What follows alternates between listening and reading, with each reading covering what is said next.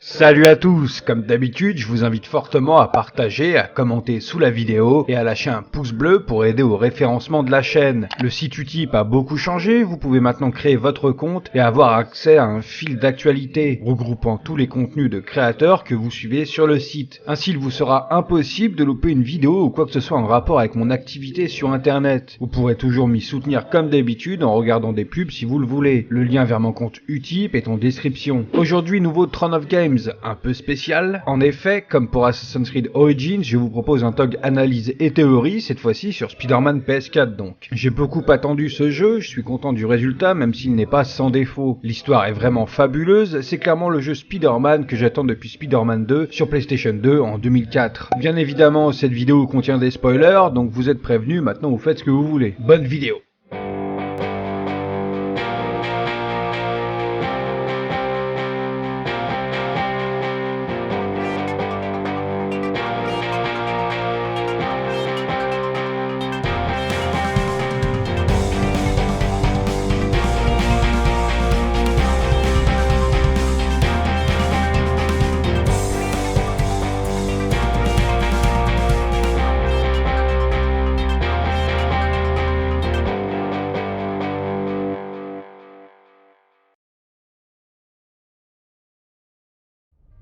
Marvel's Spider-Man est un projet qui a vu le jour en 2014 grâce à la décision de Marvel Games de vouloir sortir un jeu édité par Sony, qui décida de demander à Insomniac Games de développer le jeu. La boîte accepta la proposition et eut le choix de choisir l'univers et le personnage de leur choix parmi l'ensemble des super-héros Marvel. Spider-Man est donc le premier jeu sous licence Marvel développé par Insomniac Games. Si ce nom vous dit quelque chose, c'est tout bonnement parce que c'est cette boîte qui a créé le jeu vidéo Spyro, Resistance, le récent Sunset Overdrive et la saga des Ratchet & Clank. Pour Spider-Man, Insomniac a eu carte blanche pour raconter leur propre histoire, quitte à changer certains détails sur des personnages ou sur l'univers carrément. Et personnellement, je trouve que c'est une excellente chose. On a le droit à une histoire complètement inédite, extrêmement bien maîtrisée, beaucoup plus profonde et adulte de ce qu'on peut nous proposer sur le personnage au cinéma depuis la trilogie de Sam Raimi, qui est pour moi la meilleure histoire Spider-Man comparée à The Amazing et ce que nous propose le MCU en ce moment. Marvel's Spider-Man nous raconte l'histoire d'un Peter Parker de 23 ans, qui combat contre le crime depuis 8 ans. Un Peter plutôt mature donc, et qui possède déjà une certaine expérience due à de nombreux combats contre des ennemis emblématiques, tels que le Scorpion, le Rhino, le Vautour, etc. On est loin des The Amazing Spider-Man avec Andrew Garfield ou encore celui de Tom Holland dans le MCU, ce qui nous dispense fort heureusement d'un énième passage sur la mort de l'oncle Ben. Après avoir réussi à mettre le Caïd en prison, ce dernier déclare à l'homme araignée qu'il maintenait l'ordre dans la ville et que dans un mois il lui suppliera de revenir. C'est donc plus ou moins ce qui se passe. Fisk en prison, un nouveau gang émerge à New York, nommé les Démons. En dehors de sa vie de super-héros, Peter travaille avec le docteur Otto Octavius sur un projet scientifique et aide sa tante May qui travaille pour le FIST. FAST pour Food, Emergency Aid, Shelter and Training, une organisation qui s'occupe d'habitants new-yorkais dans le besoin. Le hic dans tout ça, c'est que le patron Martin Lee est rapidement découvert par Peter comme étant l'homme à la tête du gang des démons, sous les traits du fameux Mister Négatif.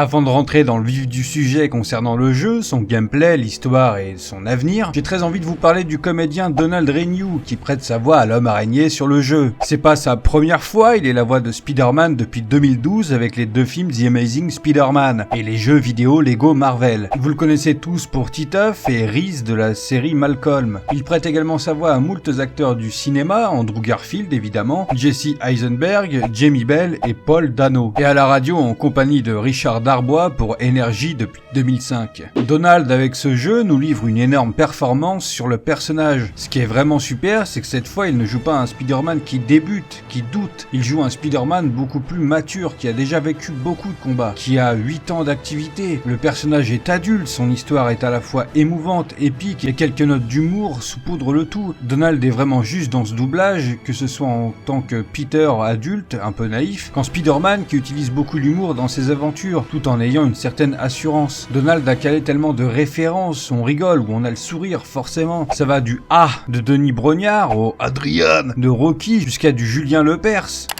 Je dis oui, oui, oui. Oh, ma toile pour me balancer. Tu m'as tellement manqué.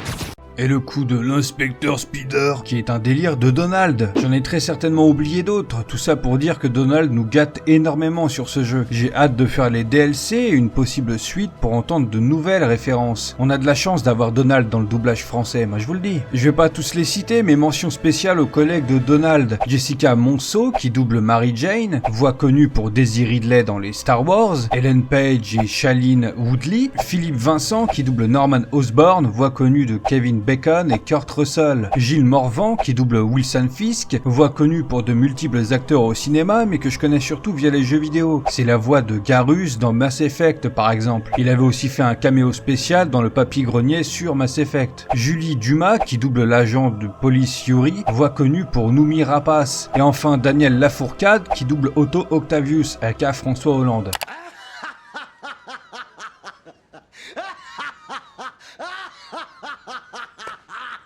Moult voix au cinéma, dont Zach Galifianakis dans les Very Bad Trip. Un grand merci à tous, vous avez fait de cette VF pour Spider-Man une grande réussite, ô combien saluée par le grand public du jeu vidéo. Je vous conseille de lire l'interview de Je Capte et surtout la vidéo de Julien Chiez où il parle avec Donald plus en détail de cette aventure Spider-Man PS4. Si vous avez Twitter, sachez qu'il est très réactif. Et également, rejoignez son Twitch, il a l'air de vouloir s'y mettre. Il a par exemple découvert le jeu le lendemain de la sortie sur sa chaîne. Tous les liens sont en description.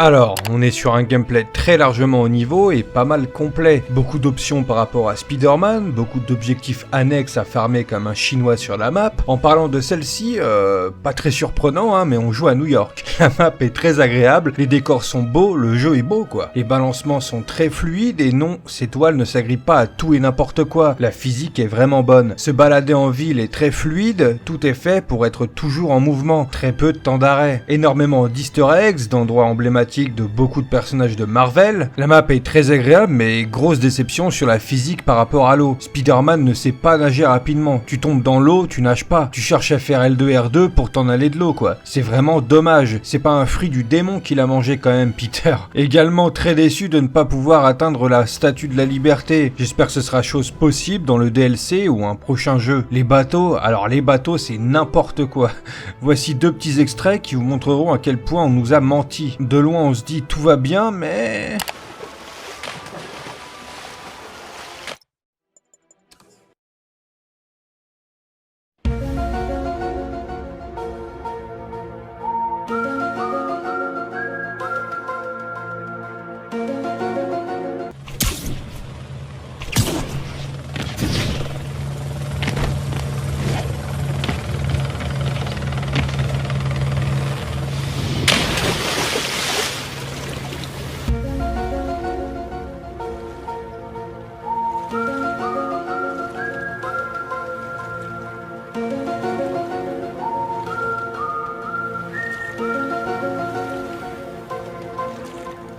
tout simplement terrible. J'espère que ce sera beaucoup plus bossé pour le prochain jeu. Même dans Spider-Man 2 PS2, on pouvait se poser sur les bateaux. Les tenues, alors les tenues c'est formidable. Bon, je vais pas vous citer toutes les tenues débloquables parce que ça serait beaucoup de temps pris sur la vidéo et il y a déjà moult chaînes YouTube qui les montrent toutes. Simplement quelques mentions. La tenue Spider-Man noire qu'on a déjà eu dans Spider-Man Dimension quand on incarne un Spider-Man des années 40. La tenue classique et vintage incroyable. La tenue Iron Spider d'Infinity War est également plaisante bien qu'un peu cheatée. Chaque tenue a un pouvoir spécifique à elle-même. Le truc sympa, c'est qu'on peut mettre la tenue qu'on veut et utiliser le pouvoir de tenue de son choix parmi celles qu'on a débloquées. Ensuite, les modes de tenue sont vraiment intéressants. Ça vous rajoute quelques passifs de tenue, on va dire, en plus du pouvoir spécifique à chacun. La tenue en caleçon après avoir fait la map à 100% est bien marrante et la tenue cachée débloquée après avoir pris les 50 photos cachées est très sympa aussi, je trouve. Les gadgets sont également un élément de gameplay bien appréciable, bien que personnellement, j'en ai pas utilisé des masses. Juste vraiment quand je ressentais beaucoup de difficultés, et encore que voilà la difficulté dans le jeu, hein, lors de fight contre un boss ou beaucoup d'ennemis par exemple. Typiquement, les Spider Drones sont très cheatés, les toiles électriques indispensables contre certains ennemis, mais globalement, les gadgets sont pas mal facultatifs. C'est un petit plus quoi. En plus, pour améliorer les gadgets, on utilise les jetons par rapport aux missions annexes, tels que les jetons de recherche par rapport au centre scientifique d'Harry Osborn, les jetons de sac à dos à récupérer, les jetons de crime, de base, etc. Ces mêmes jetons sont également nécessaires pour débloquer la majorité des tenues. D'ailleurs, très déçu de la tenue débloquée après avoir ramassé tous les sacs à dos. Ok, une tenue du film Homecoming. Bon, le costume principal du film et l'Iron Spider, ça suffisait largement, je trouve. C'est dommage. Donc les jetons, c'est sympa dans le sens où ça t'oblige à ratisser le jeu, à jouer en dehors des missions principales et annexes pour débloquer les choses. C'est parfois très compliqué, en particulier les jetons des défis de Taskmaster. Certains sont très simples, mais d'autres sont très chauds. Je pense au défi où tu dois suivre un drone qui fait apparaître les boules bleues là. Terrible.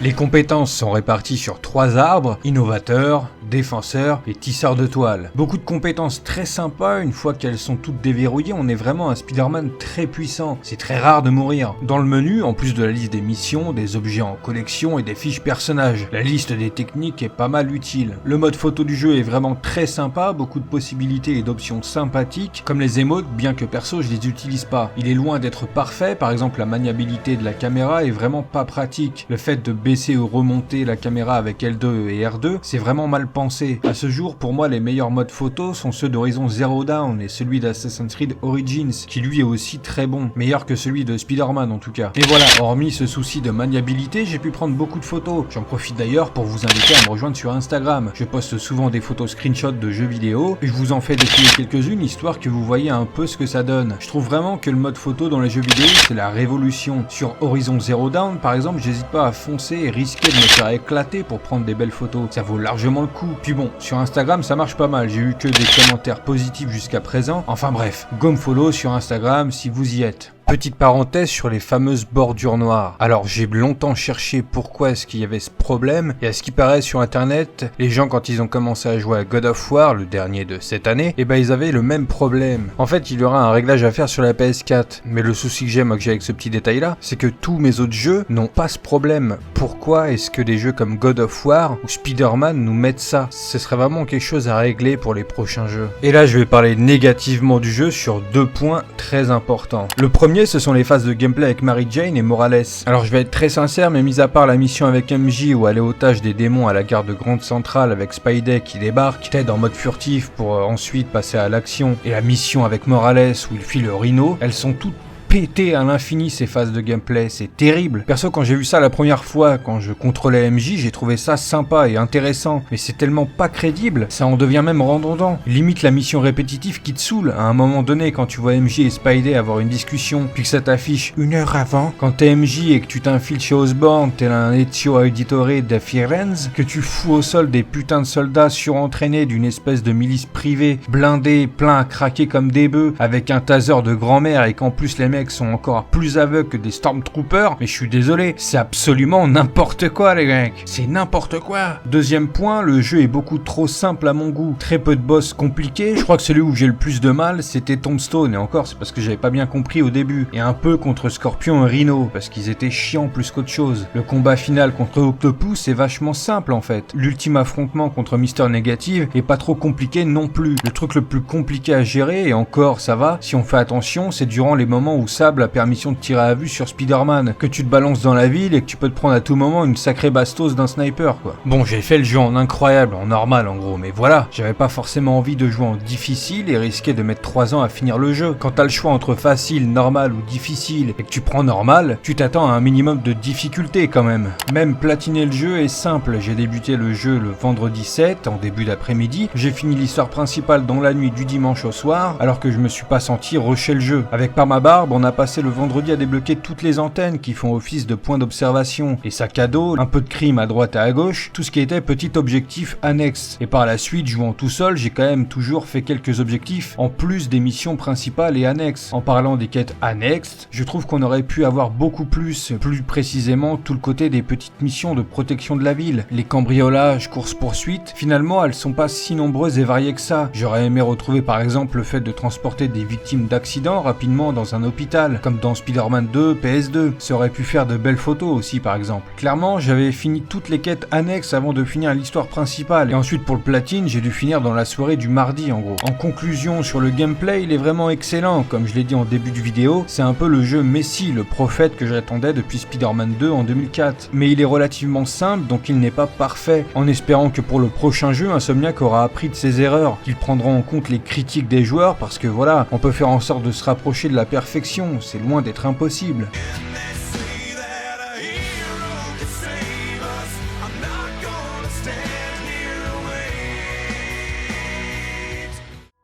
L'histoire principale de ce Spider-Man est totalement inédite et hyper bien réalisée. Dès l'intro, on est à fond. Un plan séquence nous fait clairement comprendre qu'on rentre dans une histoire concernant un Peter Parker qui a déjà un sacré parcours, à travers les photos, les journaux, ses affaires et gadgets. Rien qu'avec ce plan, on peut deviner beaucoup de choses, notamment le fait qu'il ne roule pas du tout sur l'or. Sur son bureau, il y a 2 bocals à sous, un pour du matos scientifique et l'autre pour partir en vacances. Les 2 sont vides. Une barre énergétique consommée, on imagine qu'il ne dort pas beaucoup au vu de son bureau rempli de fils électriques, de plans, de gadgets non finis. Il se fait réveiller par son portable qui l'avertit via son application que c'est la mère de la tour Fisk. Il se lève aussitôt, se fait un petit déj éclair, enfile son costume, on toque à sa porte et une lettre de facture pour le loyer est glissée, tandis que son téléphone continue d'informer sur ce qu'il se passe. Il saute et fonce en suivant les sirènes direction la tour du caïd. Le côté très humain est tout de suite mis en avant, on sent que ça va être une donnée très importante dans l'histoire. Son scénario est hyper bien ficelé, on commence plus ou moins doucement. L'arrivée des démons l'idée par Mister Négatif fait bouger les choses, même si ça tarde un peu à venir. Passé le caïd et Shocker, il y a un certain temps mort. Durant ce temps, la relation entre Peter et Otto prend un tournant qu'on va venir au loin, mais dont on se demande les tenants et aboutissants. Et je dois dire que l'évolution d'Octavius est plus qu'intéressante, malgré le côté obvious,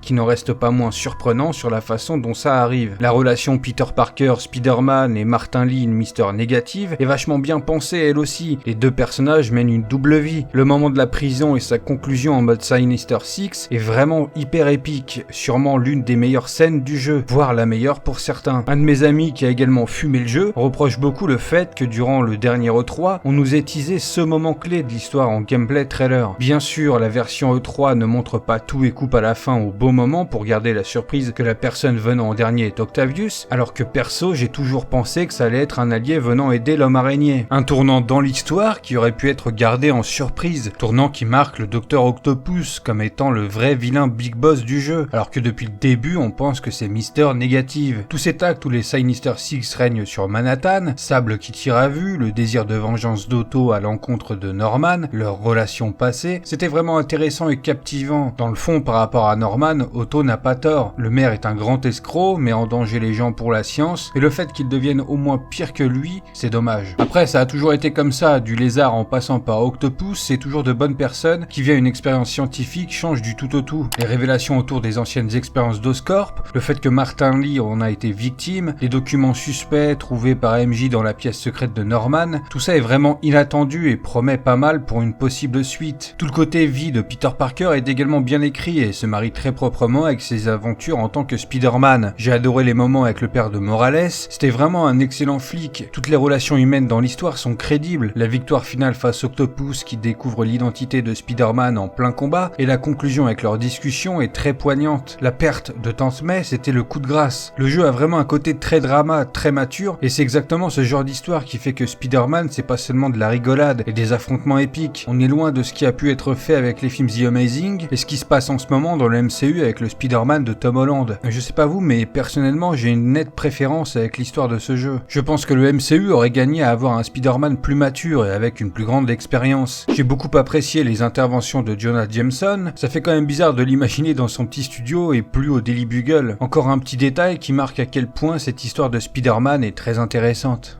Les quelques missions annexes du jeu sont super sympas pour certaines, l'arc Tombstone par exemple, ou encore cette fameuse mission où une femme lance des défis de sauvetage truqués à Spidey en alimentant un espèce de réseau social sur internet ou une appli. Ça m'a beaucoup fait penser au film Nerve, où les gens jouaient à un jeu qui leur donnait des défis à la con contre de l'argent. C'est bien dommage qu'il n'y en ait pas plus que ça, en fait, à part Tombstone, pas de vrai boss dans ces missions annexes. Je crois que Shocker faisait partie de l'histoire principale, et Taskmaster est plus relié à ces défis qu'à des missions à part entière. Donc des missions annexes sympas mais trop peu nombreuses. C'est vraiment dommage parce que le jeu aurait tellement pu gagner en longévité quoi. En définitive, l'histoire du jeu est excellente mais clairement trop courte. Petite mention à la musique du jeu, toujours bien rythmée et raccord avec les événements que ce soit en cinématique ou en jeu.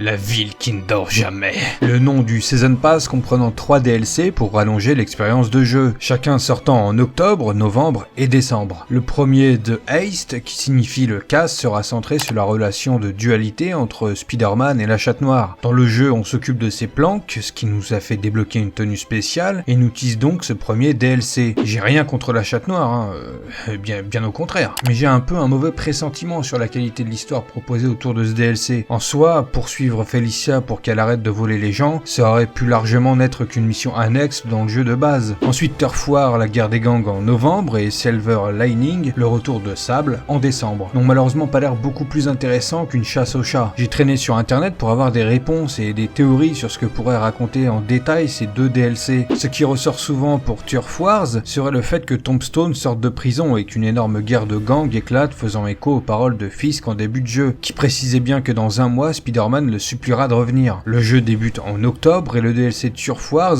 aura lieu en novembre, ce qui est effectivement un mois après. En ce qui concerne Silver Lining, c'est très obvious mais ça concernerait donc le retour de Silver Blade. Rien de concret n'est sorti au sujet du possible scénar de ce DLC, mais sur la fin du jeu, Silver Blade a plutôt l'air d'avoir accepté Spider-Man. Je vois pas vraiment l'intérêt ni la logique de la faire revenir pour un possible affrontement, à moins que ce soit une alliance contre un ennemi commun. Moi qui avais très hâte de faire les DLC, je commence un peu à regretter de l'avoir payé justement. Au vu de tout ce que je viens de vous dire sur les DLC, on est à première vue sur du recyclage de personnages à l'infini, et ça me désole franchement. J'espère qu'il y aura moult surprises dans ces DLC, même si au fond de moi, je sais que la carotte style Electronic Arts sera présente au bout du compte.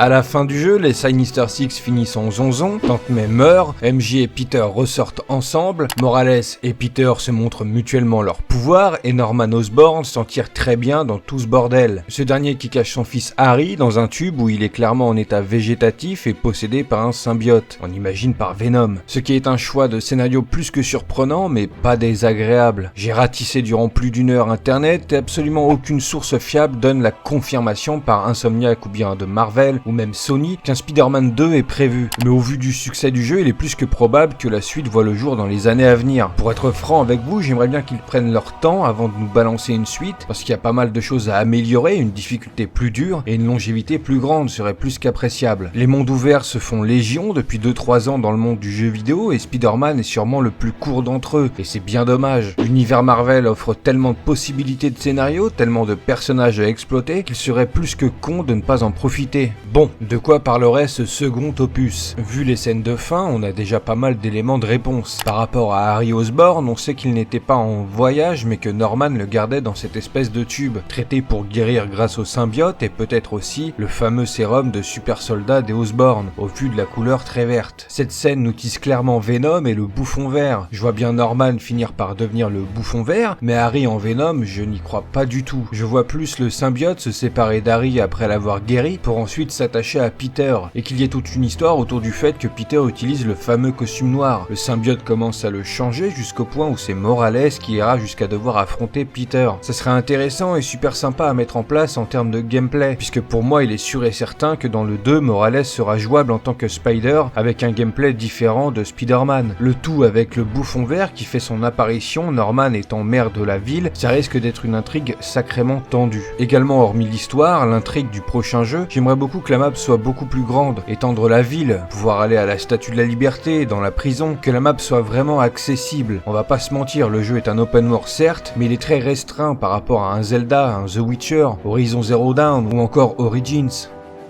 Donc en résumé, le jeu est vraiment excellent, t'es dans le jeu, tu lâches pas l'affaire, t'es à fond, les histoires sont sympas, le gameplay est cool, mais le jeu est simple et l'histoire est courte. Et avec ce qu'on a pu spéculer par rapport au DLC, c'est pas ces derniers qui vont révolutionner le jeu. Il faut attendre quelques années pour qu'Insomniac nous propose le 2 en prenant en compte les défauts du premier. D'ici là, Insomniac aura peut-être sorti un autre jeu sur un autre personnage emblématique de Marvel. Ces derniers leur ont filé carte blanche comme je vous l'ai dit en début de vidéo, donc on peut s'attendre à des surprises. Personnellement, j'aimerais beaucoup avoir un jeu sur Ghost Rider, une grande map, une putain d'histoire, de la moto, du feu et du sang bordel. Ou un jeu Ant-Man, ça pourrait être hyper sympa aussi. Un jeu Defenders avec Daredevil, Iron Fist, Jessica Jones et Luke Cage pourrait être cool, mais on serait à nouveau dans New York, donc ça serait un peu nul en fait. Ou alors encore plus ouf, encore plus fort, un jeu sur Blade. Ce serait encore meilleur si pour chaque jeu ils intégraient des caméos avec d'autres personnages de Marvel. Dans le Spider-Man, ce dernier fait énormément de références. Dans la ville, il y a la tour Avengers, donc ils ont vraiment de quoi lancer leur propre univers jeu vidéo ludesque Marvel, leur histoire, leur intrigue, et en carte blanche, ils peuvent absolument faire ce qu'ils veulent. Le jeu n'est pas parfait, mais comme je l'ai dit, le gameplay est bon et l'histoire excellente. Il faut juste trouver un bon compromis et rallonger la durée de jeu, en augmentant un peu sa difficulté. Il n'y a pas que du bon dans ma critique, analyse et théorie sur le jeu, mais voilà, c'est mon ressenti, et je souhaite que du bon pour la suite. Les prochains jeux ne pourront qu'être meilleurs. J'espère que la vidéo vous aura plu, je vous invite grandement à partager la vidéo un maximum, et à me dire dans les commentaires ce que vous avez pensé du jeu, que ce soit dans son gameplay ou dans son histoire, ou les deux même. Lâchez-vous, écrivez des pavés pour me dire si vous êtes d'accord ou pas avec mon avis sur le jeu, abonnez-vous en cliquant sur la cloche YouTube pour ne rater aucune des prochaines vidéos. Rejoignez-moi sur mes réseaux sociaux, Twitter, Utip et Instagram. N'oubliez pas non plus que je fais souvent des lives sur la chaîne et un serveur Discord est à votre disposition. Sur ce, je vous dis à bientôt pour une prochaine vidéo.